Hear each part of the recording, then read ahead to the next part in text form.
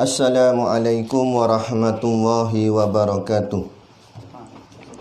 Ila hadrati Sayyidina wa Habibina wa Syafi'ina Muhammadin sallallahu alaihi wasallam wa ila arwahi abaihi wa ikhwanihi minal anbiya'i wal mursalin salawatullahi wa salamuhu alaihi wa alaihim ajma'in wa ala ali kulli wa sahabati wal qarabati wa tabi'in wa tabi'i tabi'in bi ihsanin ila yaumiddin wa ila arwahi walidina wa muallimina wa zawil huquqi alaina ajma'in wa khususan ila hadrati Syekh bin Aqil bisiril Fatihah. Bismillahirrahmanirrahim. Alhamdulillahirabbil alamin. Arrahmanirrahim. Maliki yaumiddin. Iyyaka na'budu wa iyyaka nasta'in. Ihdinas siratal mustaqim. Siratal ladzina an'amta 'alaihim ghairil maghdubi 'alaihim waladdallin. Bismillahirrahmanirrahim. Alhamdulillahil qail. A'udzu billahi minasyaitonir rajim. Rabbi habli hukma wa alhiqni bis salihin waj'al li lisana sidqin fil akhirin. Sadaqallahul azim, yang bermaksud Rabbi habli hukma, wahai Tuhanku berikanlah daku ilmu pengetahuan agama, wa alhiqni bis salihin, dan hubungkanlah daku dengan orang-orang yang saleh, waj'al li lisana sidqin fil akhirin, dan jadikanlah bagiku sebutan yang baik, nama yang harum dalam kalangan orang-orang yang datang kemudian. Suratul Syu'ara, penyair surah yang ke-26 pada ayat yang ke-83 dan 84 daripada 227 ayat pada juzuk yang ke-19. Asyhadu an la ilaha illallah wahdahu la syarikalah wa asyhadu anna sayyidana Muhammadan abduhu wa rasuluh. Allahumma salli wa sallim ala sayyidina Muhammad wa ala alihi wa ashabihi wa tabi'ina lahum bi ihsanin ila yaumiddin. Subhanaka la ilma lana illa ma 'allamtana innaka antal alimul hakim. Rabbi shrah li sadri wa yassir li amri wahlul 'uqdatam min lisani yafqahu qawli. Wala haula wala quwwata illa billahil aliyil azim. Amma ba'. Qala Rasulullah sallallahu alaihi wasallam, al-imanu bid'un wa sittuna syu'batan wal haya'u syu'batun minal iman, atau kama qala rawahu Imamul Bukhari. Mafhum hadis. Al-imanu bid'un wa sittuna syu'batan, iman memiliki lebih dari 60 cabang. Wal haya'u syu'batun minal iman, dan malu adalah bahagian dari iman. Hadis riwayat Imam Al-Bukhari. Jadi salah satu kesempurnaan iman itu iaitu letakkan dalam diri kita ada perasaan malu. Dia malu ni setengah pendapat kata 3 peringkat, setengah pendapat kata 2 peringkat. Yang kata 3 peringkat pertama, malu dengan makhluk lain, manusia ke, tak kira lah apa pun, malaikat ke.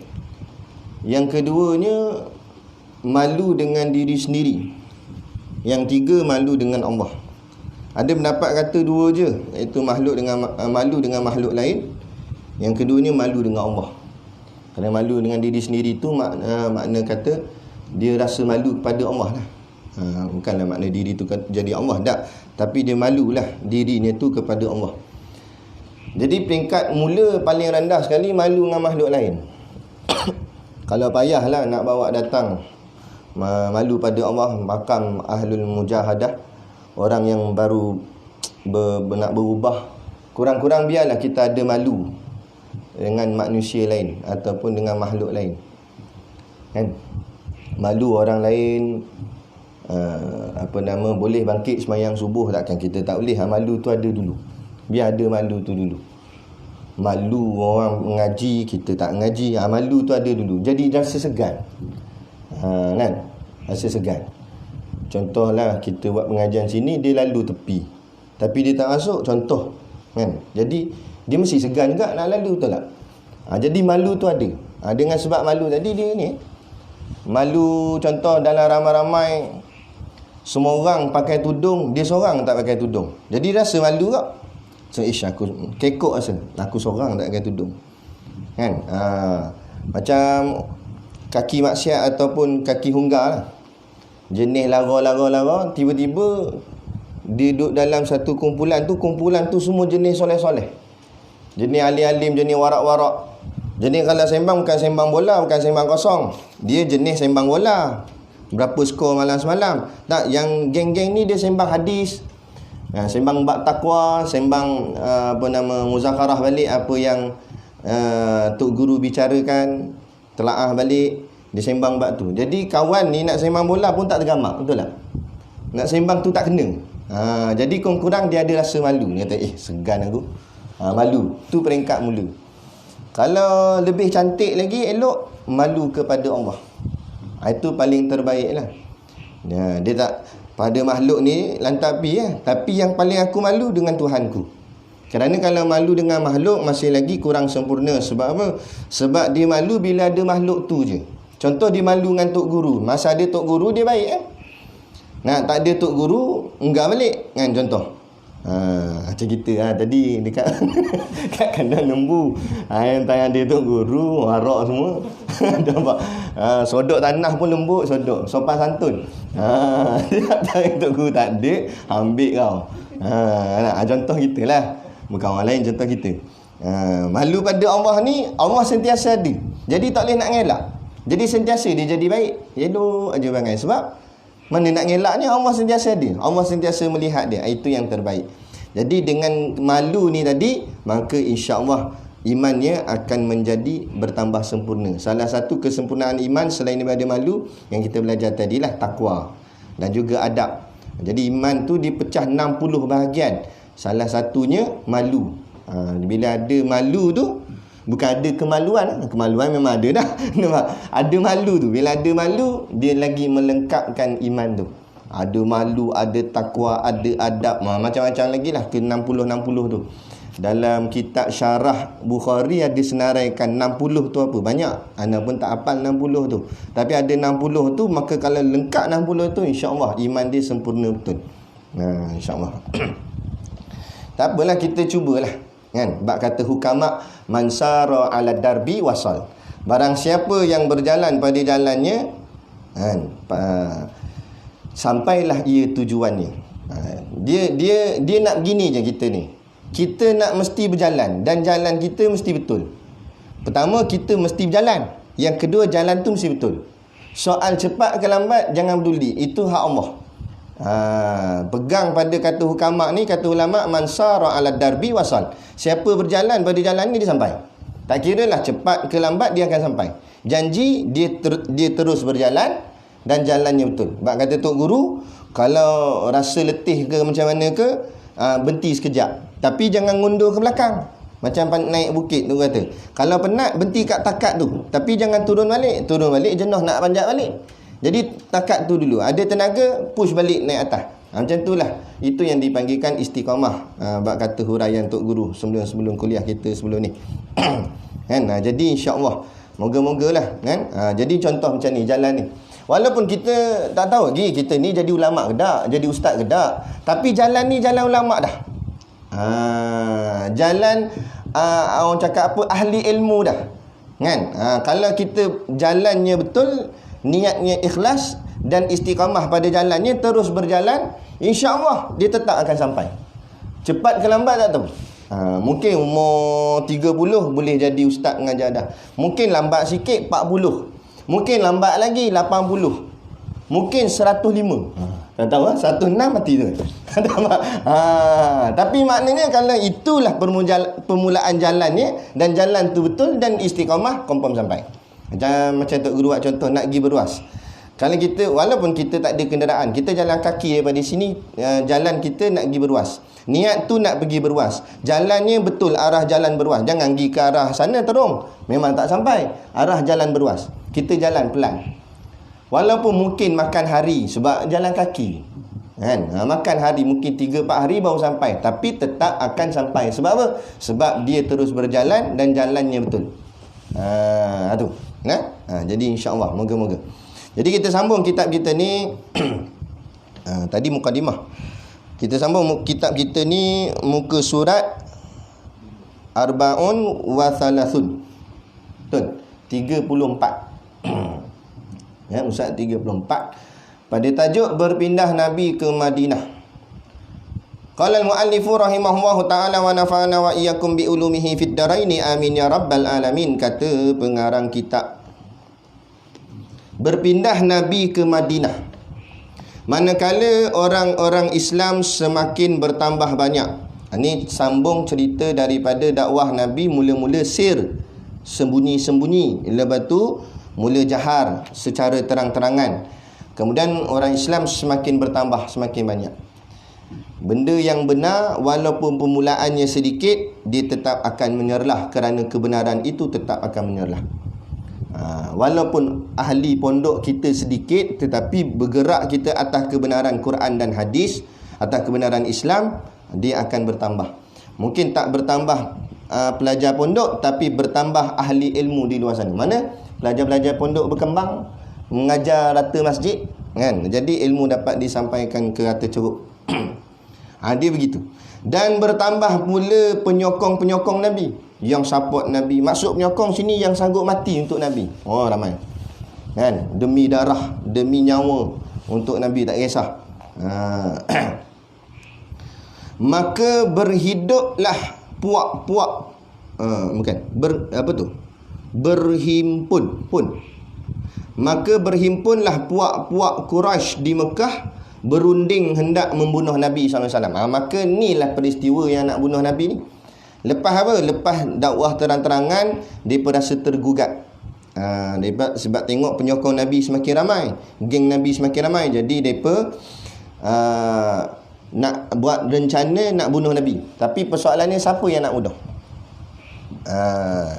Jadi bertelagah, siapa nak bunuh? Sebab apa? Sebab Nabi ni keturunannya bangsawan. Keturunan bangsawan ni maksudnya keturunan yang mulia-mulia. Antara orang keturunan Nabi ni keturunan yang penjaga Kaabah. Jadi keturunan yang mulia. Jadi kalau siapa-siapa nak bunuh Nabi, maknanya dia telah membunuh satu suku kaum ataupun bani yang mulia. Maka akan berlaku perang antara keturunan, antara bani. Jadi pakat masing-masing cadang berani, tapi nak buat seorang pun tak berani. Ni kan? Lah kali macam mana nak buat? Abu Jahal kata, okey, kalau macam tu nak bagi adil, setiap kabilah, setiap bani, setiap keturunan kena hantar satu pemuda untuk nak bunuh Nabi. Jadi kalau nanti dah berjaya membunuh Nabi nanti, jadi masing-masing semua bertanggungjawab. Setiap keturunan ni semua tanggungjawab. Jadi tak ada siapa nak tuduh dia buat, dia buat, tak. Sebab semua terlibat. Tu yang akhirnya mereka berkumpul di depan kat rumah Nabi tu nak bunuhnya Nabi. Kemudian Allah buat mereka terlelap sekejap ataupun terleka, sehingga Nabi dengan Saidina Abu Bakar berjaya keluar tanpa pengetahuan mereka.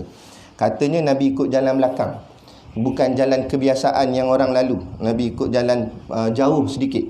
Biasanya nak direct ke Madinah tu straight je, ni terpaksa corner jauh. Itu artinya pengorbanan, kan? Demi nak menjaga agama dan menjaga nyawa demi agama, maka terpaksa berkorban. Maka yang ganti tempat tidur Nabi waktu tu siapa dia? Saidina Ali. Saidina Ali. Jadi dalam peristiwa ni ulama banyak bersedih, kan? Kerana pengorbanannya Saidina Ali. Andai katalah kalau orang yang nak bunuh tu dia tak buka dulu selimut tu, nescaya Saidina Ali mati dah. Mujur Allah buat orang yang nak bunuh tu dia selak dulu. Tengok-tengok muka bukan Nabi Muhammad, Saidina Ali, tak jadi bunuh. Kalau dia main tikam tu itu artinya Saidina Ali bila ganti tempat tidur Nabi, kata ulama, artinya Saidina Ali telah menyerahkan nyawanya untuk Rasulullah. Maknanya dia bersedia untuk mati. Tadilah kita kata kalau orang tu tak buka selimut tu, saya mati lah. Maknanya dia ganti tempat tidur tu bukan saja ganti tu, ganti nyawa tu. Maknanya dia siap sedia untuk mati. Tu namanya pengorbanan untuk agama. Kita begitu agaklah, siap sedia mati, kan, untuk agama, untuk Allah dan Rasul. Tuhan telah memberitahu kepada Rasul akan pakatan hendak membunuhnya itu dan memerintahnya supaya berpindah ke Madinah. Jadi hijrah ke Madinah kena faham. Sebab ni orientalis barat ni jahat ni. Mereka ni ngaji ke agama. Macam kita ni, tapi kat kolej-kolej lah, universiti. Tapi tujuan mengaji Islam bukan nak masuk Islam, untuk menghujah balik orang Islam, untuk memutarbelikkan. Itu dipanggil geng-geng orientalis barat. Orientalis barat. Ada satu orang syekh, dia cerita dia naik kapal terbang. Kebetulan sebelah tempat duduk dia tu ada satu orang perempuan tua, tak pakai tudung, macam orang putih muka dia. Jadi dalam keterbang tu, sementara nak tunggu kapal terbang mendarat, lama duduk atas tu, sembang lah. Lelaki ni syekh ni ulama. Jadi sembang, tanya-tanya, rupa-rupanya perempuan ni dia hafal ayat Quran. Bukan sikit-sikit, 6,236 ayat, 30 juzuk semua dalam kepala. 30 juzuk Quran dalam kepala. Kan? Soalnya ayat ni, tebuk ayat ni dia boleh sambung, tebuk ayat ni boleh sambung. Tapi takkan tudung. Jadi syekh ni pelik. Syekh tanya, kamu Islam? Dia kata, saya bukan Islam. Lepas tu dia nampak dekat leher tu ada rantai salib. Oh, jadi maknanya kamu Kristian? Dia kata, saya pun bukan Kristian. Awak jangan salah faham. Rantai yang saya pakai ni adalah kurniaan mak saya. Jadi saya pakai ni bukan kerana Kristian, saya pakai kerana sayang kat mak saya. Dia kata. Jadi apa agama awak? Dia kata, saya tak ada agama. Habis minta maaf lah syekh ni kata, tapi saya tengok awak ni hafal Quran, kan ada beberapa hadis Nabi pun kamu tahu. Dia boleh baca ayat Quran, dia boleh baca. Bahasa Arab pun dia fasih, siap boleh cakap Arab. Lepas tu ni yang cerita ni Habib mana tak lupa dah. Habib tu duduk Endon lah. Dia cakap Endon pun boleh. Maknanya perempuan ni memang bijak. Ni cerita betul ni. Perempuan ni memang bijak. Jadi dia tanya, habis tu, saya tengok kamu ni hafal Quran, ilmu kamu, apa hadis pun ada dalam kepala apa semua. Boleh tak bagi penjelasan? Saya tak faham. Sebab kamu hafal Quran, tapi kamu kata kamu bukan Islam. Dia kata, saya belajar tentang Islam, tapi bukan nak jadi Islam. Kata. Saya diajar untuk mencari di mana kelemahan Islam. Sebab tu saya belajar, saya hafal habis semua. Orang nak musuh dengan Islam, dia sanggup belajar tentang Islam sebab nak musuh. Kita nak membela Islam tapi malas nak belajar tentang Islam. Yang macam mana nak bela? Sedangkan musuh belajar tentang ilmu kita untuk jatuhkan kita. Memang gitu, kalau dalam bidang ketenteraan, dia kena belajar tentang kelakuan-kelakuan ataupun macam mana strategi daripada lawan. Sebab tu dia hantar dia punya spy. Duduk dalam tu belajar pun sampai boleh cakap bahasa orang tu. Kan? Bila dia balik camp, dia akan bagi tahu lah. Bila dah tahu kelemahan, serang tu senang. Jadi ni yang berlaku hari ni. Kan? Habib tu menitik air mata dia. Dia kata, benarlah bahawa hidayah itu milik Allah. Walaupun Allah berikan dia 30 juzuk Quran dalam kepala, tapi kalau Allah tak buka cahaya iman, maka takkan masuk iman dalam hati dia. Walaupun mungkin sebutir ayat pun kita payah nak hafal, tapi atas rahmat kasih sayang Allah, Allah campakkan cahaya iman dalam hati kita. Maka biarlah ada rasa syukur terhadap iman tu. Kan? Ni. Macam perjuangan para sahabat ni. Jadi orientalis barat ni, dia kata Nabi hijrah ke Madinah sebab Nabi takut. Nabi lari, dia kata. Dan dakwah ni dah mula tersebar dekat anak-anak muda. Betul, berhati-hati. Kalau buat ceramah kuliah ke, tolong sampaikan perkara ni pada masyarakat awam. Banyak dah rosak kefahaman agama. Dia kata Nabi pun lari, dia kata. Nabi lari pergi Madinah sebab kena torture kuat kat Mekah. Salah. Dari segi sirahnya dalam kitab-kitab, ulama kata bukan Nabi lari. Nabi boleh hadap mereka dekat Mekah sampai bila-bila, sampai Nabi wafat pun Nabi boleh hadap. Tapi perintah pergi ke Madinah itu arahan Allah. Allah yang suruh hijrah ke Madinah, bukan sebab Nabi lari. Jangan salah faham. Jangan terpedaya dengan orientalis barat. Dia nak merosakkan agama. Kan? Ini pahaman-pahaman ni, pahaman liberal sekular ni. Mereka cuba bawa kata Nabi pun ada buat silap, Nabi pun ada buat dosa, Nabi pun takut juga, Nabi pun lari juga. Ni. Supaya dia nampak kita dengan Nabi ni lebih kurang. Cuma kebetulan dia jadi Nabi. Macam tu. Kebetulan dia jadi ketua pada Islam. Tak. Nah, ni bukan soal kebetulan. Allah lantik Nabi dan Allah berikan kehebatan pada Nabi, mukjizat dan sebagainya. Nanti kita akan belajar bab Nabi saja kat kitab yang lain lah. Contohnya kitab Aqidatul Najin, kitab-kitab tauhid yang lain lah, Aqidatul Awam dan sebagainya. Kan akan cerita tentang adab-adab kita dengan kefahaman kita terhadap Nabi dan Rasul. Jangan cakap sebarangan. Boleh rosak akidah. Jadi ni kita nak kena faham, maka dan memerintahnya, yakni Allah Ta'ala kepada Nabi berpindah ke Madinah. Jadi pindah ke Madinah tu atas perintah Allah. Maka keluarlah ia bersama-sama Abu Bakar As-Siddiq. Okey, Nabi hijrah dengan Abu Bakar As-Siddiq menuju ke Madinah. Ini cerita dalam ni dia ringkas saja. Kalau nak lebih dalam kena baca kitab sirah, antaranya Sirah Ibnu Hisham atau Fiqh Al-Harakah, ataupun apa nama kitab tu? Kitab tu warna biru. Apa nama? Lupa dah. Banyaklah kitab sirah. Boleh rujuk. Itu lebih tebal. Sirah Ibn Hisham tebal ni. Nak khatam payah. Selalunya orang tak baca tu. Orang buat rujukan je. Kalau ada apa-apa masalah, orang buat rujukan. Kitab kita ni ada kitab yang asas, ada kitab rujukan. Kalau nak jadi ulama lah, ni kita bagi tahu macam mana kaedah. Nak jadi pendakwah, nak jadi ustaz, rak kita kena penuh dengan kitab. Kan? Bukan penuh dengan benda, bukan. Penuh dengan kitab. Kitab ada dua kategori. Satu kitab asas, satu kitab rujukan. Kitab asas ni kitab nipih-nipih gini. Macam Matan Berahin, Usul Tauhid, Minhajul Abidin dan sebagainya itulah. Kan? Lepas tu ada sebahagian lagi kitab dia jenis tebal-tebal. Memang baca tak habis lah. Itu untuk rujukan. Bila masa nak pakai rujukan, bila kitab nipih ni, kitab asas ni kita keliru, maka buka kitab rujukan. Dia kaedah dia gitu. Barulah telaah buka tang mana yang jadi masalah tadi, apa dia yang tak faham. Yang mana rupanya ada dua pandangan. Situ. Selalunya kitab asas dia tak cerita bab kaul-kaul ni, dia cerita satu kaul je. Tapi bila buka kitab rujukan ni, kitab yang besar-besar ni, dia ada banyak kaul. Yang ni pandangan gini, ni pandangan gini. Baru senang kita nak hurai nanti. Itu kaedah. Kena ada kamus. Orang ngaji pondok kena ada kamus. Kebiasaan ghalib orang pondok pakai kamus dua, kamus At-Tulab atau kamus Al-Marbawi. Kena ada satu, salah satu kamus ni mesti ada dekat bilik. Kan? Dulu kami mengaji kat pondok, tok guru ada satu perkataan Arab tu. Tok guru tanya, ni apa makna ni?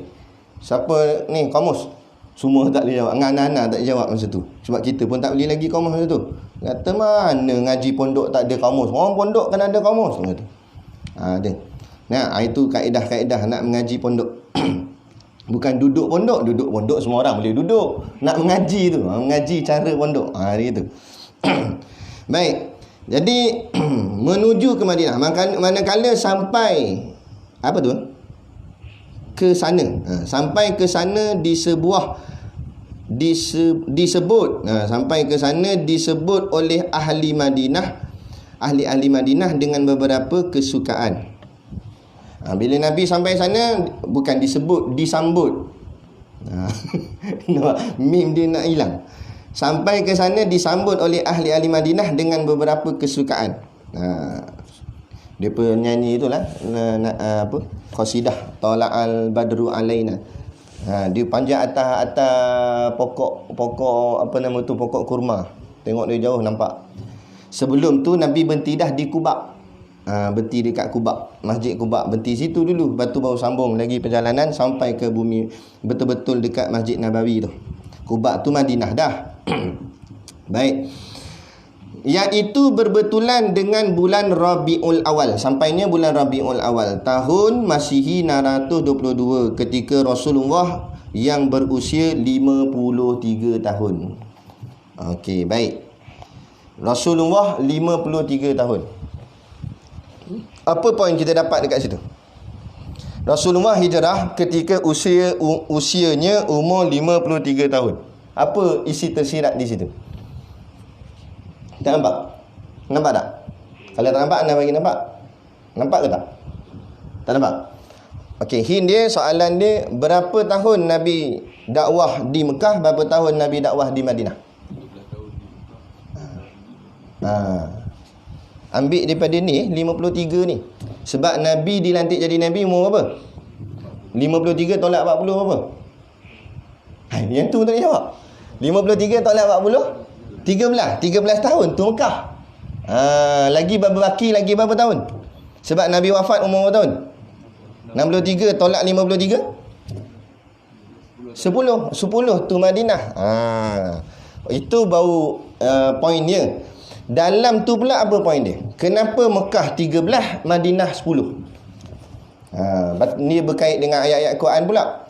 Dia Quran ni dia ada ayat Makkiyah, ada ayat Madaniyah. Ayat Makkiyah ayat yang diturun di Mekah. Ayat Madaniyah ayat yang turun di Madinah. Kalau perasan, ayat Makkiyah semuanya ayat cerita tentang tauhid, cerita tentang keesaan Allah. Adapun ayat Madaniyah cerita tentang hukum. Masalah-masalah hukum perkahwinan, talak, cerai apa semua itulah. Tapi tentang tauhid Makkiyah. Jadi ulama ulas 13 tahun Nabi tanam pada sahabatnya tauhid, akidah 13 tahun. Tiba-tiba kita senang-senang nak faham akidah mengaji pondok baru 2 tahun. Sedangkan di tarbiyah sahabat 13 tahun. Sebab tu mantap akidah ni. 13 tahun. Sebab tu masa 13 tahun di Mekah belum lagi berlaku peperangan. Sebab apa? Nak perang macam mana, nak berjuang macam mana, nak berani mati macam mana kalau akidah tak mantap? Macam mana kamu nak memberikan nyawamu sedangkan iman kamu pun belum betul-betul bulat? Tapi bila lepas dah 13 tahun tu hijrah ke Madinah, baru ada perintah ayat perang dan sebagainya. Jadi barulah sahabat sanggup bermati-matian nak di dalam perang. Kerana apa? Bulat hatinya dah kerana Allah semata-mata. Jadi dilebihkan dalam susun alur sirah Nabi ni. Allah nak tunjuk 13 tahun di Mekah cerita tentang tauhid, 10 tahun di Madinah cerita tentang hukum. Maknanya akidah itu lebih utama daripada yang lain. Kerana akidah perlu dimantapkan lebih daripada yang lain-lain lagi. Daripada hukum bab semayang dan semayang kemah macam mana khusyuk pun sekali sampai tak bergerak, khusyuk betul, tapi akidah Syiah tak jadi. Kan? Sujud saja 2 jam sujud. Tapi bangkit sujud ayah pin dia. Tak jadi. Orang bangkit Allah Akbar dia ayah pin. Tak jadi. Mana walau sujud sampai berdarah dahi pun akidah tak betul. Tak ada apa. Duduk dalam neraka selama-lamanya. Tu nak cerita dia. Tapi bukan kita maksudkan ibadat tak penting. Tak. Tapi akidah tu akarnya. Base dia. Dia gitu. Lagi menakluki Mekah. Pada tahun kita cuba habis nanti kita terus masuk bab baru iaitu fiqh. Masuk bab ibadat. Menakluki Mekah pada tahun hijrah yang ke-8. Ini bahasa lama, ke-8. Bahasa kita ke-8 lah. Yang ke-8 tahun hijrah yang ke-8. Apa maksud tahun hijrah yang ke-8? 8 tahun selepas hijrah. Maksud tu. Rasulullah SAW telah memimpin satu angkatan tentera memerangi Quraisy Mekah. Ini dipanggil peristiwa Fathul Mekah. Fathul Mekah. Fataha al-mim kaf ta marbutah. Fathul Mekah artinya pembukaan kota Mekah. Berpuluh ribu yang ikut dalam peristiwa ni. Pada tahun itu tertakluklah Mekah kepada kerajaan Islam dan pecah-pecah perkataan dia dan dibersihkan Kaabah daripada sekalian berhala-berhala yang di dalamnya. Dulu dalam Kaabah ni penuh berhala. Dalam Kaabah ni dia ada 3 tiang. Boleh kat YouTube ada. Search cari situ nak tengok dalam Kaabah ada. Tapi dia buat gambar lah. Ada 3 tiang dalam tu. Tiang tu semua penuh dengan berhala dulu. Dalam tu penuh berhala. Keliling Kaabah berhala. Nabi buka kota Mekah ni, turun ayat idza jaa nasrullahi wal fath tu, turun ayat tu, kemudian Nabi jatuhkan semua berhala-berhala. Berhala yang dalam Kaabah Nabi buang keluar.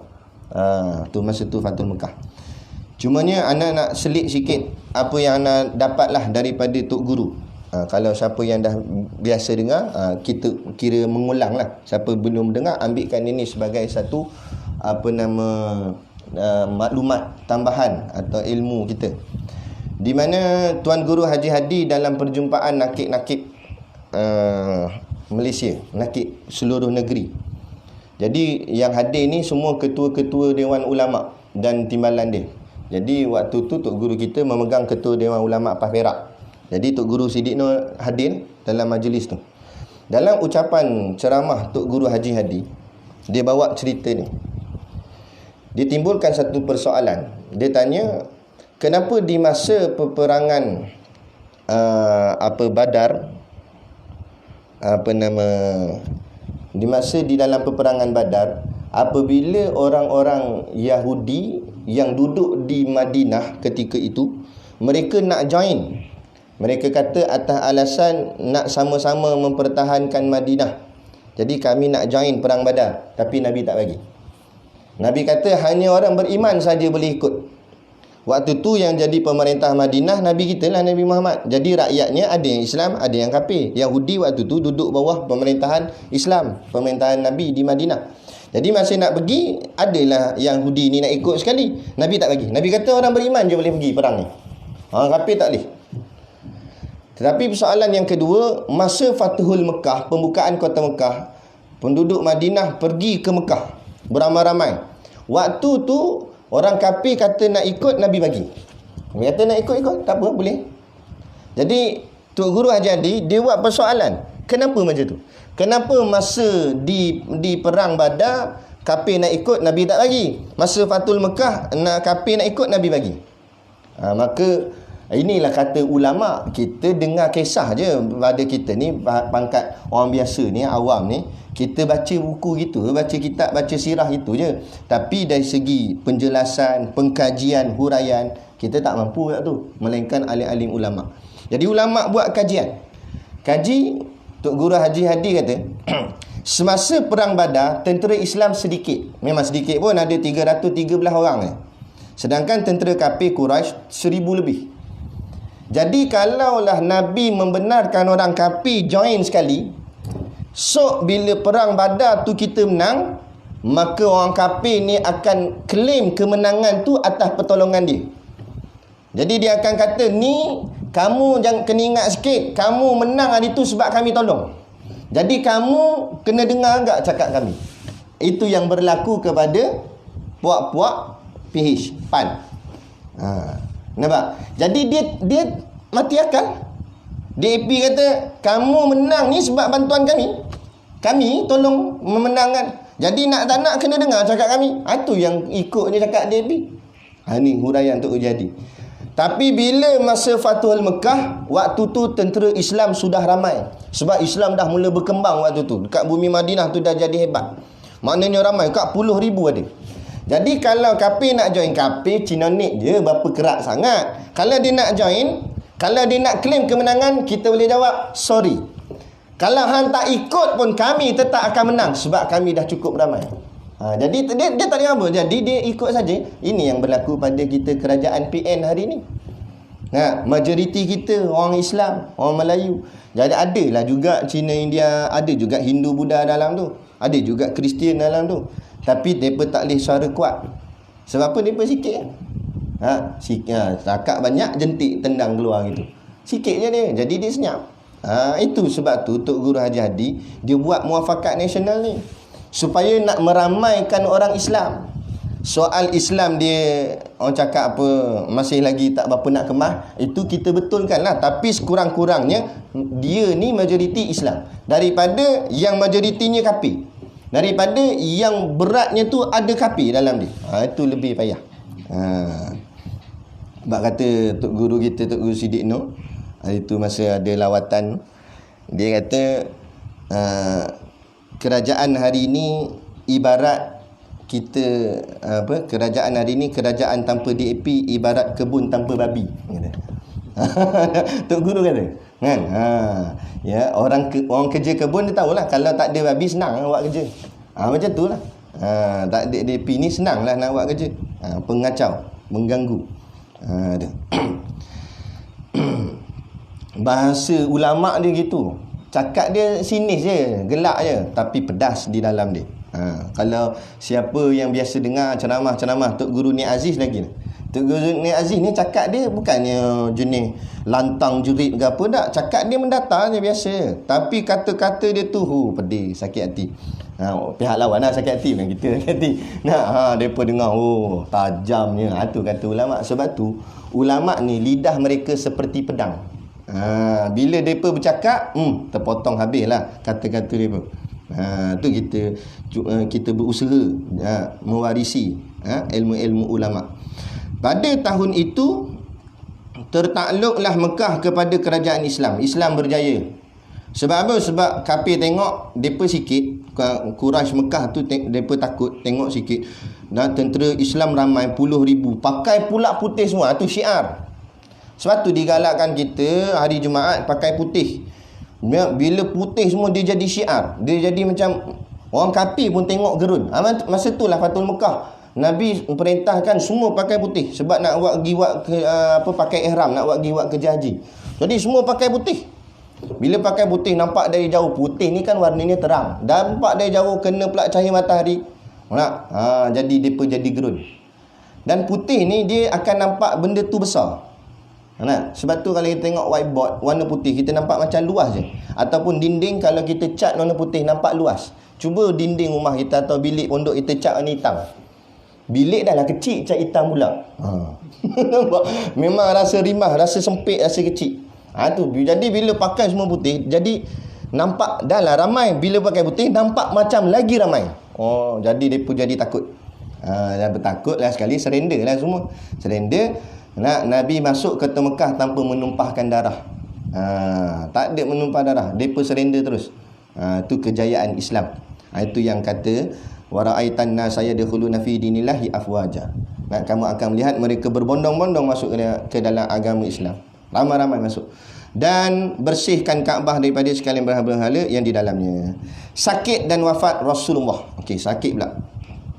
Di akhir bulan Safar tahun yang ke-11 daripada hijrah. Mulailah Rasulullah sakit. Tahun ke-11 daripada hijrah. Nabi hijrah umur apa? 53 tadi kita sebut kan. Campur 11 jadi 64. Tapi sebenarnya bukan genap 64, dia sebenarnya 63. Waktu itulah Nabi mula sakit. Memang Nabi wafat umur 63 pun. Di dalam masa sakitnya itu berpindah-pindah ia dari sebuah rumah ke sebuah rumah isteri-isterinya. Masa sakit tu Nabi pindah dari satu rumah ke satu rumah, dari satu rumah ke satu rumah, ikut giliran isteri-isteri Nabi.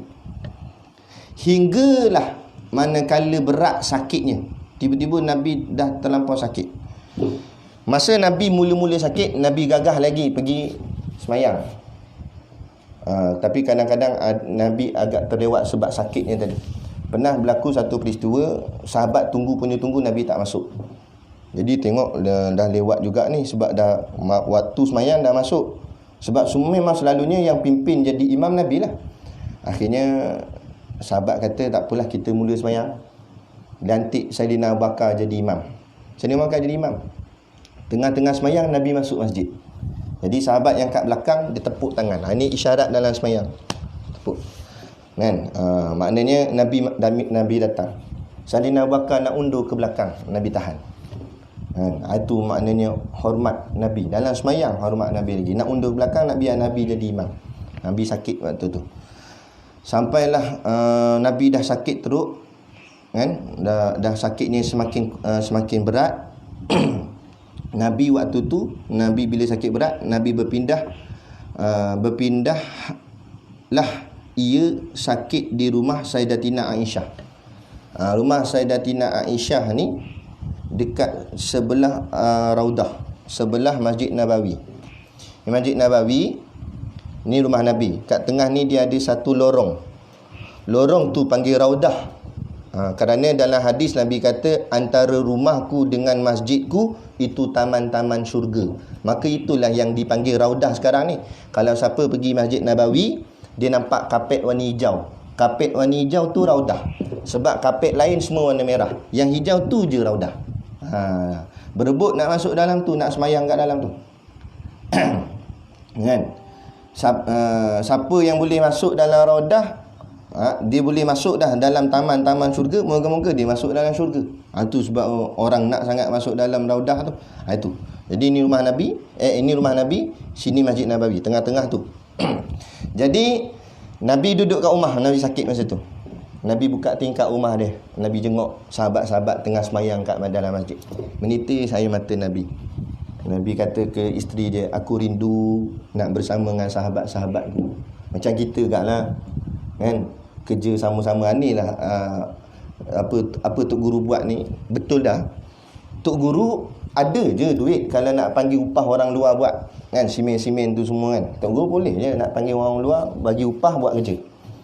Tapi pendekatan pondok ni, dia bukan hanya ilmu di kitab, tapi ni keserasian, ukhuwah kita kerana Allah ni. Maka dengan cara ni kita buat kerja gotong royong. Sebenarnya kerja gotong royong ni bukan baru-baru ni, dari mula-mula pondok ni buka lagi. Kan? Buat kandang kambing gotong royong. Buat tafiz.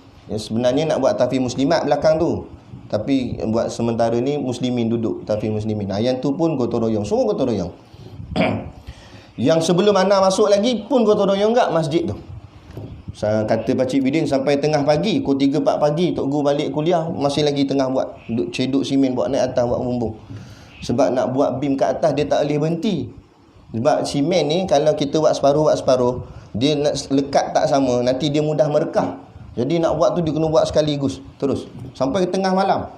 Kan? Yang ramai tolong waktu tu geng-geng sana tu, apa nama yang tempat kena tembak tu, Memali. Geng-geng Memali. Geng-geng Memali banyak datang sini. Sebab dulu Tok Guru rapat dengan Tuan Guru Ibrahim Libya tu. Kan? Tuan Guru Ibrahim Libya. Jadi maknanya dengan situ, jadi macam kita lah, kita buat kerja sama-sama, gelak tahu sama-sama, makan sama, minum sama. Tiba-tiba bila salah seorang kita sakit ke atau berpisah, mesti kita akan rindu saat-saat tu. Macam tu, apatah lagi Nabi dengan para sahabat. Bayangkanlah bergaul sama, duduk sekali sama, bergelak jenaka bersama. Nabi pun ada jenaka gak, bukan Nabi serius je. Ada ketika Nabi buat lawak gak. Sehingga dalam hadis kata pernah Saidina Umar buat lawak, Nabi ketawa sampai nampak giginya. Ada seorang lagi sahabat namanya Nuaiman. Nuaiman ni dia nakal sikit, sahabat Nabi. Dia jenis nakal sikit. Pernah ada seorang orang luar tetamu datang jumpa Nabi. Dia pun ikat unta dia. Kemudian dia masuklah dalam rumah Nabi. Nabi layan lah tetamu tu. Jadi ada 3 orang sahabat Nabi lain, Saidina Ali, Saidina Hamzah dengan seorang lagi Saidina Abu Bakar kalau tak silap, jaga, berkawal kat depan tu lah. Memang macam tu. Jadi sifat sahabat, dia akan jaga Nabi, duduk kat depan tu. Nuaiman ni datang dia tanya, tu unta siapa? Tengok besar macam, kata Nuaiman. Kata Saidina Hamzah, tu tetamu Nabi. Kan? Nuaiman kata, sedap agak kalau kita masak daging ni. Saidina Hamzah buat gurau je, dia kata. Kalau berani ambil Saidina Hamzah buat gurau je. Dia buat betul. Dia pergi ambil unta tu, dia potong, sembelih. Lain kali bila tamu tu keluar, mana unta anak? Dia kata. Nabi tanya sahabat yang jaga tu, mana lagi unta ni? Saidina Hamzah giling pada dia. Dia kata, minta maaf ya Rasulullah, Nuaiman punya kerja, dia kata. Nabi perintahkan sahabat, kita pergi cari Nuaiman. Dia lari, dia menyorok. Menyorok. Bila jumpa Nabi, dia dalam keadaan, dia nyorok kat dalam macam semak apa tau, berdebu-debu. Kan? Ada orang buat kerja kat situ. Dia pesan kat orang tu, kalau siapa-siapa cari aku, jangan beritahu aku kat sini. Walaupun Nabi, dia kata. Kawan tu mula kata, baiklah insya-Allah. Soalnya sahabat dia jenis luruh gitu, dia para sahabat kan. Jadi dia nyorok dalam tu. Jadi kebetulan Nabi dengan para sahabat yang lain ni sampai situ. Jadi tanyalah, Nabi tanya, nampak Nuaiman? Kawan ni serba salah, kelepok. Kalau tak pegang janji tak elok, kata. Sebab aku dah janji jangan beritahu. Tapi yang tanya ni Nabi. Berat serba salah. Lain kali beritahulah. Dia pun buat isyarat. Dia tunjuk dalam tu. Dia tak cakap tapi dia tunjuk. Nabi pun buka, keluar Nuaiman. Nuaiman kata minta maaf. Nah, dia jenis nakal gitu. Tapi Nabi gelak dengan dia. Entah ni macam-macam hal lagi lah kelakar dia. Itu antara sahabat yang selalu buat Nabi ketawa dengan perangai, dengan sikap dia. Tapi itulah ulama kaji, kadang-kadang nakal Nuaiman ni, tapi Nabi sampai tak lelah marah dia. Kadang Nabi tegur gitu je lah, tapi nakal. Kenapa? Rupanya Nuaiman ni terlibat dalam perang Badar. Memang Nabi akan muliakan geng-geng ahli Badar, sehingga turun ayat Quran. Nabi tengah buat kuliah, tengah buat ceramah. Ahli Badar ni adalah beberapa orang sahabat yang memang ikut perang Badar. Orang yang ikut perang Badar ni panggil ahli Badar. Tak semua sahabat ikut, 313 tu je. Yang syahid 70 kalau tidak. Bukan 7, maaf, 14. Kemudian ahli Badar tadi datang, tapi dia datang lambat. Jadi bila datang lambat, duduknya mesti belakang. Kan? Nabi turun ayat Quran. Nabi perintahkan suruh bangun. Orang kat depan ni, Nabi kata bangun, bagi laluan orang kat belakang tu duduk situ. Mula-mula sahabat yang depan ni dia macam tak wati, sebab dia dah penat-penat duduk depan. Dia pun toleh belakang, siapa dia ni? Kan? Tu turun ayat. Allah tegur. Bila Nabi suruh bangun, bangun. Kan? Bila turun ayat tu baru sahabat ni bangun. Bila tengok masuk, baru Nabi cerita, mereka ni aku muliakan mereka kerana mereka ahli Badar. Ulama kaji lagi, kenapa ahli Badar Nabi muliakan sangat? Sebab itulah perang pertama yang mereka ni sanggup datang, mengorbankan nyawa mereka untuk Islam. Kan? Sedangkan peperangan tu berat sebelah, di mana tentera Islam sedikit, tentera kafir ramai. Kalau ikutkan, siapa nak pergi perang? Dah lah tentera kita sikit, senjata tak cukup. Kuda ada 2 ekor je dalam perang Badar. 2 je. Baju perisai tak ada. Tak ada persediaan apa. Kan? Jadi kalau ikut logik, kalau orang iman tak mantap, malah aku ikut. Sebab waktu tu Nabi tak paksa lagi, belum ada kepaksaan. Nabi kata siapa nak ikut, ikut. Tak nak ikut sudah. Kan? Jadi sebab tu tak ramai mana, sebab tu ada 313 orang je yang pergi. Sebab tu Nabi muliakan mereka kerana mereka pergi ni dengan iman yang betul-betul bulat. Salah seorangnya Nuaiman tu tadi. Nakal-nakal dia pun dia sanggup berjuang untuk agama. Kita kalau nak nakal-nakal kat, nakal cara Nuaiman lah. Tapi jangan lagi gi ambil highlight untuk guru. Mana highlight tu? Ni kerja dia ni. Jangan nakal macam tu lah. Kan? Itu dia. Jadi Nabi rindu para sahabat. Nabi tengok kat jendela. Mulailah Rasulullah sakit, berpindah sampai kat rumah Siti Aisyah. Sakitnya semakin berat. Pada pagi hari Isnin 13 Rabiul Awal, tahun Hijrah. Berkenaan tahun ni ada khilaf. Jadi tak payah kita nak bertelagah lah. Mungkin kita akan jumpa di kitab yang lain disebut lain. Ada yang tulis 12, ada yang tulis 13.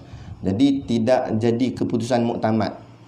Sebab di soal sirah ni begitulah. Ulama tarikh dia kaji. Jadi ada pendapat kata gini, ada pendapat kata gini.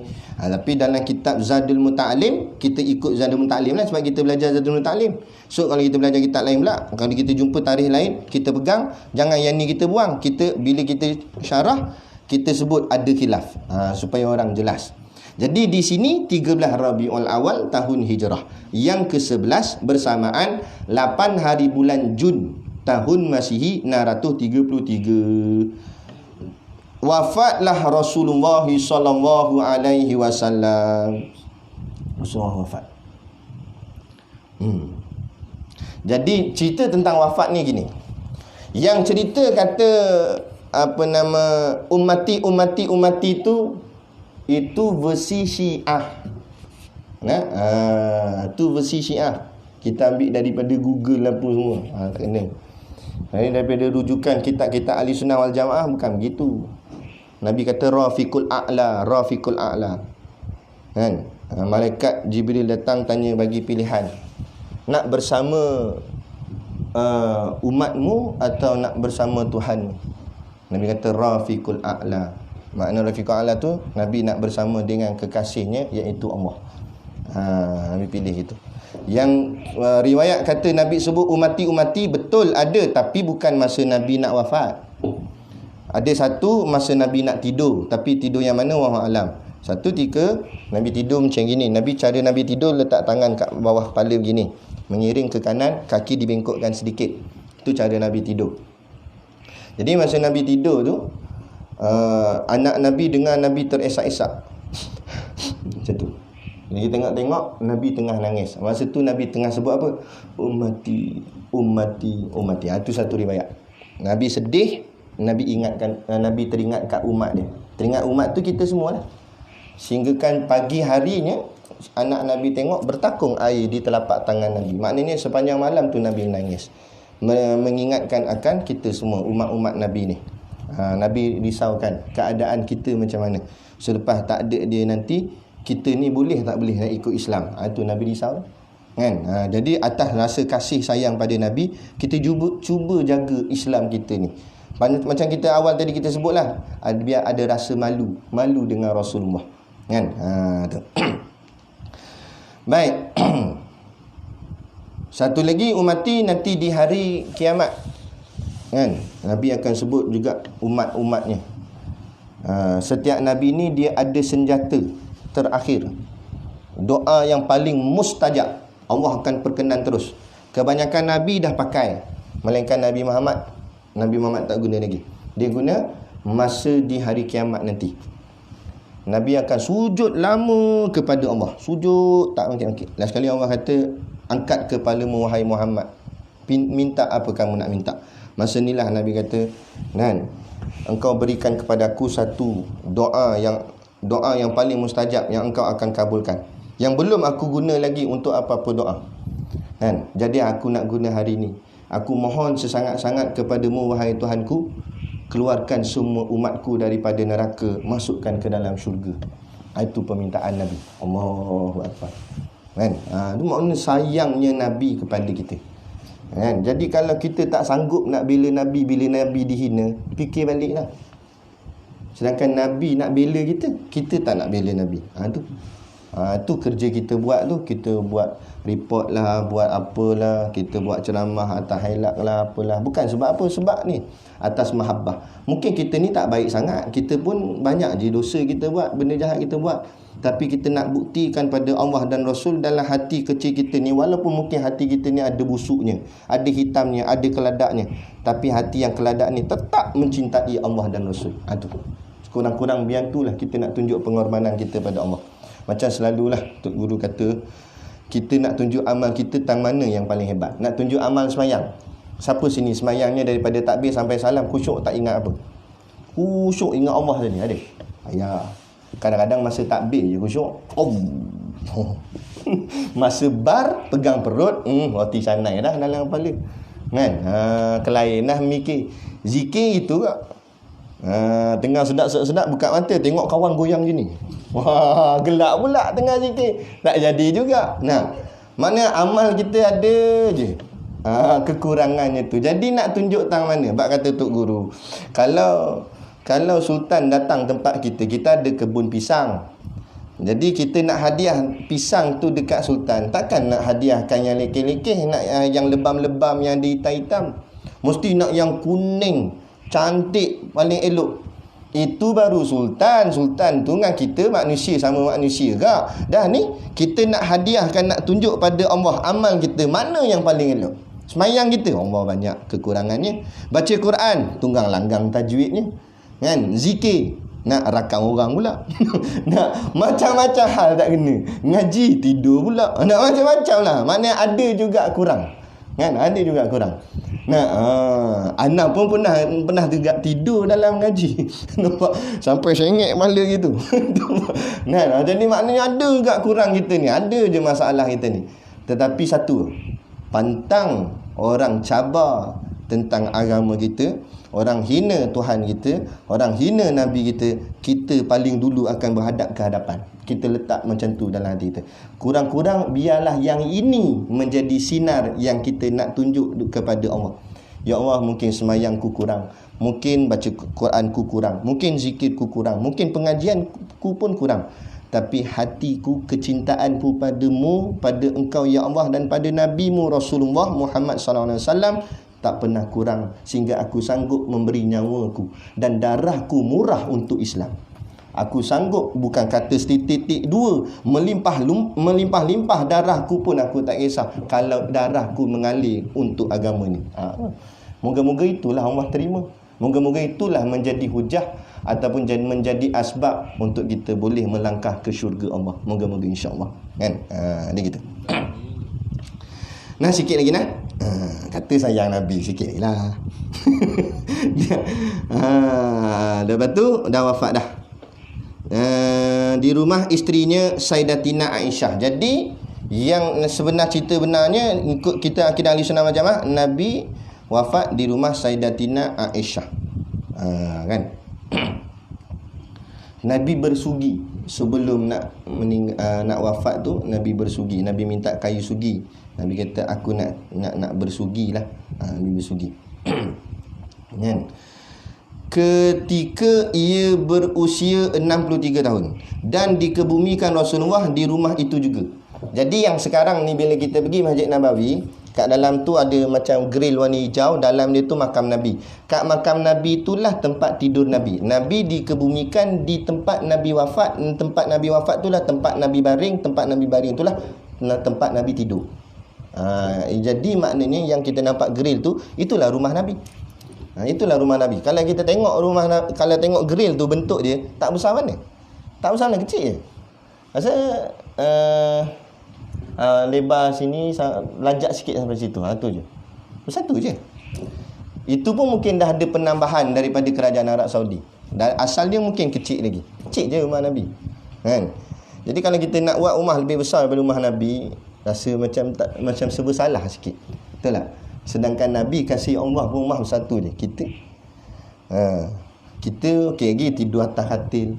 Nabi tidur atas lantai. Kerana Nabi bangun, ada sekali Saidina Umar datang ke rumah Nabi. Kan? Saidina Umar tengok, masa tu Nabi tak pakai baju. Saidina Umar nampak bergaris-garis belakang badan Nabi, merah-merah. Saidina Umar tanya, kenapa ni ya Rasulullah? Nabi kata, ni aku tidur. Lepas tu Saidina Umar pun tengok tempat Nabi tidur, pelepah daun tamar.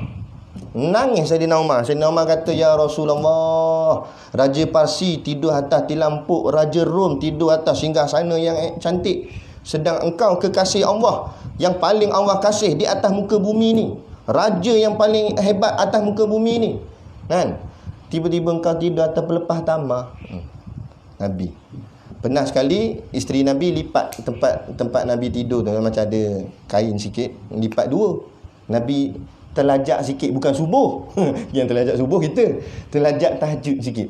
Biasa Nabi bangun awal lagi tahajud tu, tapi terlajak sikit. Nabi tanya, apa yang kamu buat pada tempat tidurku? Kata isteri Nabi, aku tengok tempat tu dah makin nipis, aku lipat dua. Nabi kata, kembalikan kepada yang macam asal. Kerana bila terlampau empuk, aku terlambat sedikit bangun. Dia gitu kunci dia. Sebab tu kadang-kadang kita tidur kat masjid atau surau, kita mudah bangun awal. Sebab apa? Sebab tak ada katil. Kita tidur atas lantai itu. Dan tidur atas lantai kurang selesa. Bila kurang selesa, cepat bangunnya. Bila tidur atas tilampuk ni, dia selesa sangat. Bila selesa sangat tu yang kadang-kadang. Tapi kalau boleh bangun, tak apa, tak ada masalah. Kan? Cumanya begitulah. Habib Munzir Al-Musawwar, dia orang jemput rata-rata dan dia ulama hebat. Jadi orang takkan nak sediakan tempat cikai-cikai bagi hotel berbintang-bintang, bagi dia duduk. Dia nak pergi ceramah, letakkan dulu di hotel tu. Masuk kat bilik hotel tu. Yang cerita ni pegawai ataupun pengiring, khadam dia, anak murid yang ikut dia bawa. Jadi dia orang tidur sebilik sekali lah. Sebilik sekali, ada katil. Satu katil besar, satu katil kecil. Yang ikut tu 2 orang, Habib seorang. Jadi takkan mereka nak ambil katil besar ni. Jadi mereka pun bersempit-sempit lah tidur katil kecil ni. Yang tu mestilah untuk Habib. Habib pun duduk atas katil tu, Habib tengok tinggi. Habib kata, boleh tak rendahkan katil ni? Kata anak murid dia, tak boleh Habib. Kakinya memang macam tu dah, mana boleh direndahkan. Kalau begitu, aku tidur katil kamu, sebab katil tu rendah sikit. Aku tidur katil kamu lah, kamu tidur katil ni. Mana mungkin kami tidur lagi tinggi daripada Habib. Kalau macam tu, aku tidur bawah. Last kali 3-3 tidur bawah. Allah Akbar ulama. Ada kata, Allah, mereka ikut zuriat Nabi, ikut Nabi. Kan? Mereka tak nak. Nabi masa hijrah ke Madinah, pergi rumah, masa tu Nabi belum ada rumah, Masjid Nabawi pun belum dibina. Sampai-sampai je hijrah, Abu Ayyub Al-Ansari offer Nabi untuk tinggal di rumah dia. Rumah Abu Ayyub Al-Ansari 2 tingkat. Abu Ayyub dah kemah-kemah dah bahagian atas tu. Abu Ayyub kata, ya Rasulullah, engkau tinggallah di atas, kami tinggal di bawah. Kata Nabi, tak nak, saya tinggal di bawah, kamu tinggal di atas. Pujuk Abu Ayyub, tolonglah Rasulullah naik. Nabi kata, aku tidur di bawah kerana orang selalu datang nak bertemu denganku. Jadi kalau aku tidur di atas, payah mereka nak naik ke atas. Jadi memadai aku duduk di bawah, senang mereka nak datang, nak jenguk aku, tetamu-tetamu yang datang. Jadi Abu Ayyub kalah dengan jawapan tu. Dia kata, kalau macam tu tak apalah, terpulang pada engkau lah ya Rasulullah. Tapi adabnya Abu Ayyub, walaupun dia duduk di atas, dia akan kata, yang cerita ni Habib Umar, dia jalannya jengkit-jengkit dan dia jalan ikut tepi sebab dia tak nak jalan kat tengah, takut-takut kakinya menghala ke Rasulullah di bawah. Allah punya adab, dia jalan jengkit-jengkit ikut tepi. Tepi gitu. Kalau dia nak ambil barang ke apa, ikut tepi tu. Bila malam dia nak tidur, dia tak tidur atas tu, dia tidur celah pintu kat tangga. Dia tak nak tidur atas tu, dia takut dia akan tidur di atas Nabi. Sampai macam tu adab dia. Satu hari, kata Habib Umar, ada tempayan air milik dia kat atas pecah. Jadi air tu tertumpah. Bila tertumpah, dia takut air tu akan menitik kena Rasulullah yang sedang tidur di bawah. Jadi dia buka baju dia apa nama? Dia nilah lap air tu. Malam air pula tumpah, jadi dia kesejukan sehingga kan esok harinya dia demam. Jadi Nabi tanya, kenapa kamu demam ni? Akhirnya dia ceritalah, kata semalam air tempayan tumpah. Nabi kesian dengan Abu Ayyub, barulah Nabi kata, kalau begitu aku pindah ke atas sajalah. Barulah Nabi naik atas. Kata Habib Umar Al-Hafiz, betapa tingginya akhlak Rasulullah, dan begitu juga tinggi akhlak para sahabat. Kan? Punya beradab. Kita di pondok pengajian kita macam itulah, dia ajar beradab dengan tok guru, beradab dengan guru-guru kan. Punya jaga, tak nak membelakangkan dia dan sebagainya, macam-macam lah kan. Itu semua adab-adab yang tinggi. Macam tok guru sebutlah, bila baik adabnya, maka mudahlah Allah mengurniakan kurniaan yang kepada dia. Tapi jahat adabnya kan, maka teruk. Walaupun kadang-kadang tak dijatuhkan dosa, tetapi adabnya jahat, sudah jadi satu perkara yang tak elok dan susah untuk masuk takwa atau cahaya ketakwaan tu dalam hati dia. Dan dikebumikan Rasulullah di rumah itu juga. Okay, sikit lagi, isteri-isteri Rasulullah sallallahu alaihi wasallam. Ini kita baca ringkas je, kalau boleh hafal lah ni ya. Rasulullah telah berkahwin dengan 11 orang perempuan. Okay, setengah riwayat kata 13, setengah riwayat kata 11. Wallahu a'lam. Jadi pertamanya semua tahulah Sayyidatina Khadijah binti Khuwailid. Itu panjang, kita dah cerita awal hari tu. Nabi pergi bawa barang dagangannya, akhirnya Sayyidatina Khadijah jatuh cinta dengan sikap Nabi yang jujur, sehingga kan berkahwinlah Sayyidatina Khadijah dengan Rasulullah. Kemudian yang kedua, Saudah binti Zam'ah. Ini setelah Sayyidatina Khadijah wafat. Sayyidatina Khadijah dah tak ada, tapi ada anak. Jadi Rasulullah memikirkan anak-anaknya ni siapa nak jaga. Kebetulan Saudah binti Zam'ah ni suaminya meninggal dunia. Suaminya meninggal dunia, dan Saudah binti Zam'ah ni sedikit berumur. Jadi Nabi tengok dia ni matang dan dia pandai untuk nak jaga anak-anak kecil. Jadi Nabi pun meminang akan dia. Nabi hantar Abu Bakar kalau tak silap meminang akan Saudah binti Zam'ah. Masa saat ditanya tu ada kisah dia. Tanya, Saudah, kekasih Allah meminang kamu? Terus dia tunduk sambil tersenyum, sampai dia menggeletar. Dia jawab, aku suka. Dia kata, macam mana gaya tak tahu, jangan tengok muka. Ni sama janggut gini kan. Tapi nak ceritanya Allah sweet kan. Kita tengok Nabi dengan isteri-isteri Nabi ni. Kemudian waktu tu Sayyidatina Aisyah sudah bertunang dengan Nabi. Katanya dalam setengah riwayat kata bertunang dengan Nabi umur 7 tahun lagi. Jadi umur 9 tu barulah nikah. Itu satu pendapat. Tetapi perbincangan ni tak pernah selesai. Sampai ke hari ni pun masih lagi dibincang. Jadi ada setengah pandangan ulama kata sebenarnya Sayyidatina Aisyah dinikahi Nabi umur 19. Kerana dikhawatiri masa tulis kitab tu, masa ulama yang tulis kitab tu, dia tercicir huruf satu. Jadi tu yang tinggal 9, itu satu pendapat. Wallahu alam.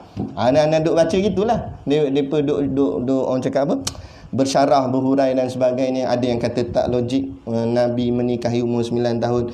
Tapi ada juga yang jawab logik, kerana orang Arab umur 9 tahun tu pun dah macam matang, dah besar. Jadi ini bukan persoalan akidah. Yang wajib kita beriman Sayyidatina Aisyah adalah isteri Nabi. Itu je. Adapun umurnya berapa, itu serah pada Allah lah. Gaduh 9, 19 ayah pin. Jadi tak guna juga. Biar iman tu betul dulu. Jadi yang betulnya Sayyidatina Aisyah binti Abu Bakar. Antara asbab lah Nabi menikahi Sayyidatina Aisyah kerana nak merapatkan hubungannya dengan Sayyidina Abu Bakar. Itulah sunnah kan. Kita suka dengan orang tu, kita kahwin dengan anak orang tu.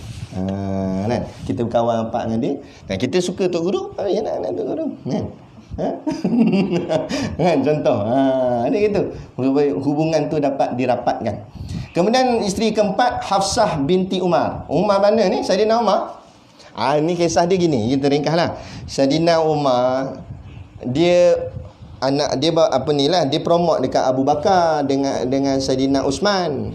Itulah. Bukan Sayyidina Uthman dengan Sayyidina Ali alaihissalam. Tapi ada dua orang sahabat lah dia promote. Dia kata nak tak kahwin dengan anak tu. Tapi dua-dua sahabat ni tolak dengan cara yang lemah lembut lah kan, tolak. Lepas tu Sayyidina Umar tahu apa ni dia punya cara dia kan. Dia pun datang jumpa Nabi. Dia macam ngomel lah. Dia kata, apa orang tolak anak? Ya Rasulullah, dia pun tak nak anak saya nak bagi, tak nak. Lepas tu baru Nabi jawab.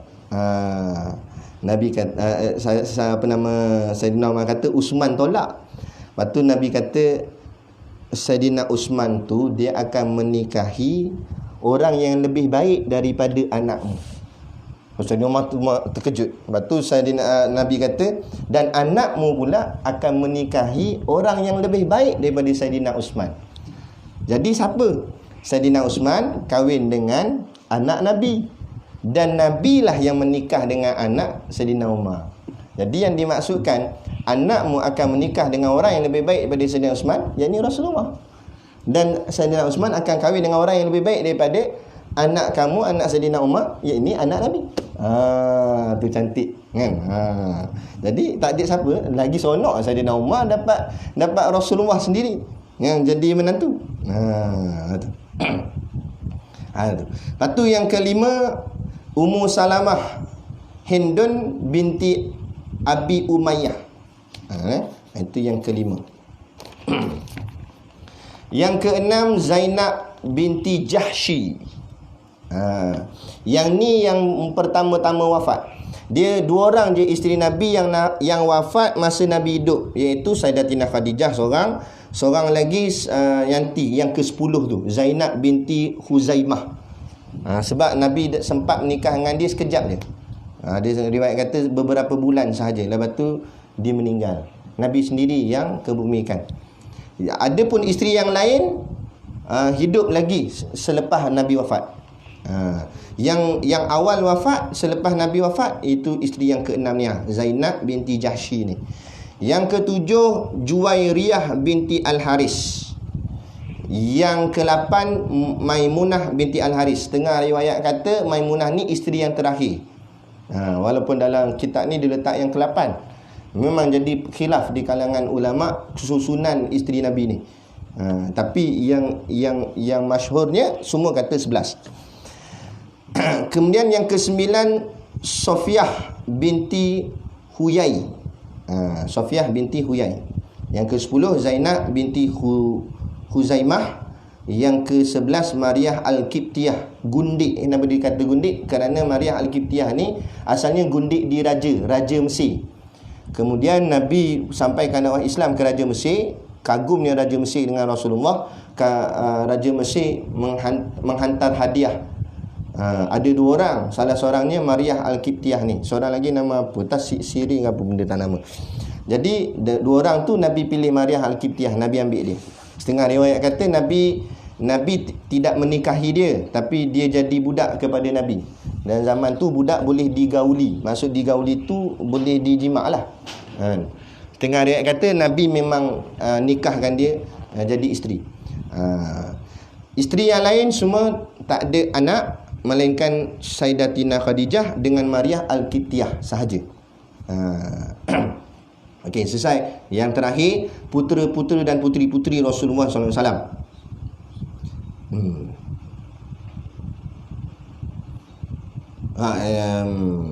Tambahan.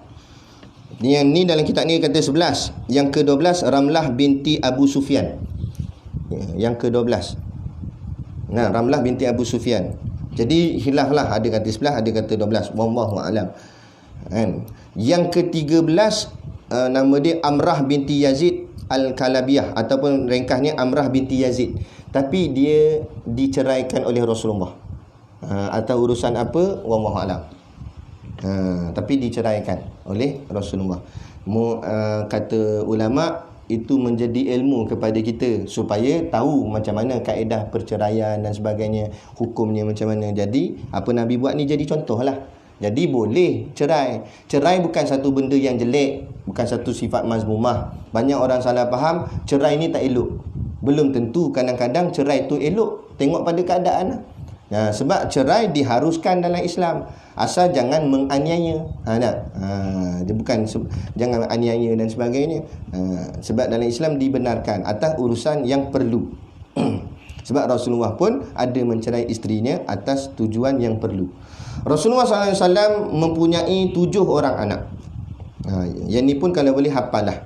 6 daripada mereka itu dengan isterinya Sayyidatina Khadijah. Jadi 6 tu semua Nabi dengan Sayyidatina Khadijah. Dapat zuriat 6 orang.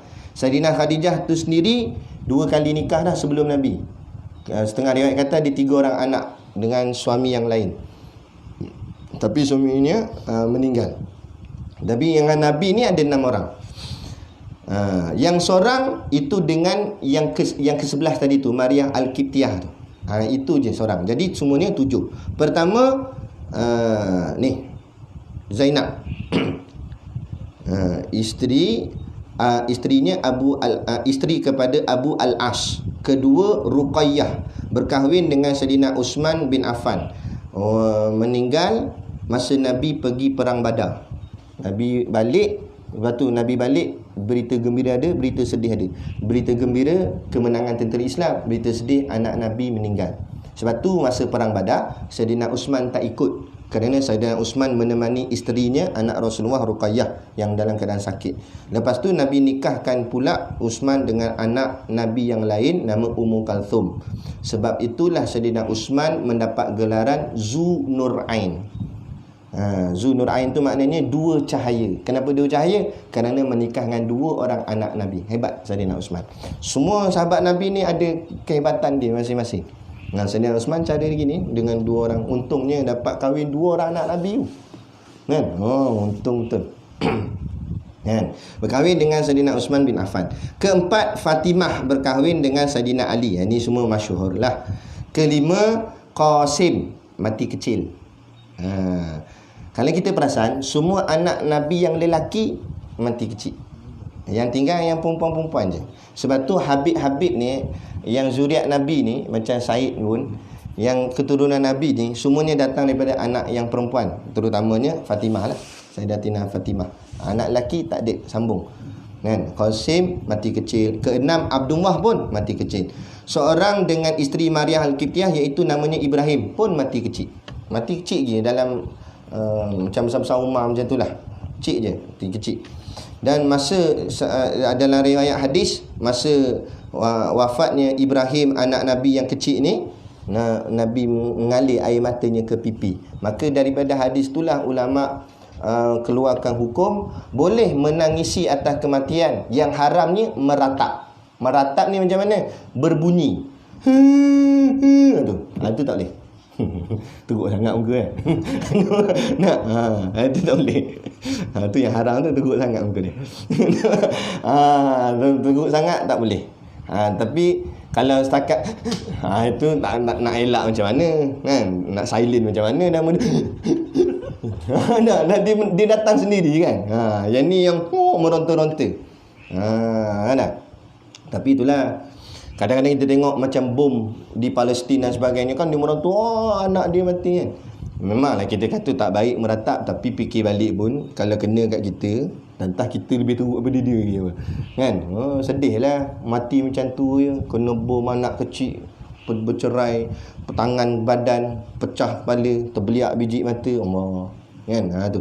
Jadi ulama kata boleh, sebab nak sahabat tengok mengalir air mata di pipi Nabi saat Ibrahim meninggal dunia. Jadi dia begitu. Jadi itulah bahagian tauhid dalam kitab Zadul Muta'alim kita dah khatam, alhamdulillah akhirnya. Jadi lepas ni hari ni ada apa? Kami jadi esok tak ada, sebab esok anak ada usrah. Ada usrah. Jadi dia buat secara tertutup. Jadi kita tangguh dululah. Jadi kelas yang akan datang bila Allah izin nanti kita akan sambung dalam masalah fiqh. Fiqh ni kita harap kita belajar betul-betul lah. Sebab kadang-kadang minta maaf cakap, bukan kita perendah orang, tak. Tapi kadang-kadang kita perasan juga dalam semayang dan sebagainya ada kekurangan sedikit. Mungkin ilmu kita tak sampai lagi ke situ. Jadi ini kita belajar, kita faham betul-betul, kan, kita cuba amalkan. InsyaAllah. Fiqh ni panjang lah. Fiqh paling tebal dalam kitab ni. Dalam ujung sekali baru dia masuk tasawuf. InsyaAllah. Pelan-pelan lah kita mengaji. Jadi bincang-bincang dengan Aziz tadi, InsyaAllah lah Ustaz Solihin kita dia cuba untuk masuk mengajar sesi Zuhur. Kalau Tok Guru tak masuk lah sesi Zuhur, InsyaAllah kalau tak ada apa-apa. Kita gitulah, kalau penat-penat pun kita duduk-duduk gitu je lah, dengar, tak salah kan, sambil-sambil mengaji kan, duduk dengar kuliah pun boleh pahala. Gitulah. Lepas tu Ana cadang lah, ni Ana cadang, InsyaAllah kalau tak ada apa-apa petang lepas asar Ana masuk untuk menghabiskan kitab pondok kita tu. Sebab yang lepas isyak ni kita baca kitab ni je. Kita ada lagi 2 kitab yang kita baca dari dulu, memang tak habis-habis lagi tu. Nampak? Kifayatul Mutah dengan Unwanul Falah. Sekurang-kurang anak nak habiskan Kifayatul Mutah dulu. Unwanul Falah tu tak apa lagi, panjang lagi tu. Kifayatul Mutah tu. Kifayatul Mutah tu tak lama dah tu. Dia dah sampai, kita dah sampai Suratul Muntaha. Bukan kita lah, cerita tu lah. Sampai Suratul Muntaha. Lepas ni nak naik Hadatul Kursi. Lepas naik Hadatul Kursi, Allah perintahkan Nabi semayang apa semua yang 50 jadi 5 tu. Waktu turun balik cerita bab bekam sampai dekat Mekah ni, tersempat dengan Abu Jahal, betul habis sikit lagi. Jadi sayanglah kalau kita tangguh lagi kan. Jadi insyaAllah pasal, tapi kita buat tak lama lah, sebab masing-masing mungkin penat dan sebagainya, betul ada yang nak mandi dan sebagainya. Jadi kita mungkin lepas habis semayang asar tu kita buat dalam kadar setengah jam dah. Kita baca sikit, janji bergerak sudah. Lama-lama habislah kitab kan. Jadi ada kat kitab kita khatam. Ini tak khatam kan. Asal mula Rejab mula balik, tapi tak khatam lagi. Asal Rejab mula balik. Jadi ni kita nak betul-betul khatam insya-Allah kan. Jadi boleh kan begitu. Ringkas-ringkas itu je. Jadi sekadar tu pengajian kita pada malam ni, insya-Allah diizinkan Allah pada sesi yang akan datang. Wabillahi taufiq wal hidayah. Assalamualaikum warahmatullahi wabarakatuh. A'udzubillahi minasyaitonirrajim. Bismillahirrahmanirrahim. Alhamdulillahirabbil alamin wassalatu wassalamu ala asyrafil anbiya'i wal mursalin sayidina Muhammad wa ala alihi washabbihi ajmain. Allahumma taqabbal minna salatana wa du'aana innaka antas samiul alim wa tub alaina innaka antat tawwabur rahim. Allahumma ja'al dinana dinan nabi Muhammadin sallallahu alaihi wasallam wa islamana islamal muslimin wa imanana imanal mu'minin wa salatana salatal khashiin wa a'malana a'malas solihin wa niyyatana niyyatal mukhlisin wa dhunubana ya Allah dhunubal mustaghfirin wa hayatana hayatal ulama wa mautana bi mauti syuhada wa adkhilnal jannata ma'al anbiya'i alaihi wassalatu wassalam. Rabbana atina fid dunya hasanah wa fil akhirati hasanah wa qina adzabannar wa qina adzabannar wa qina adzabannar. Sallallahu ala khairi khalqihi sayidina Muhammad wa ala alihi washabbihi wasallam. Subhana rabbika rabbil izzati amma yasifun, salamun alal mursalin walhamdulillahi rabbil alamin. Amin ya rabbal alamin. Taqabbalallahu minna wa minkum. Takbir.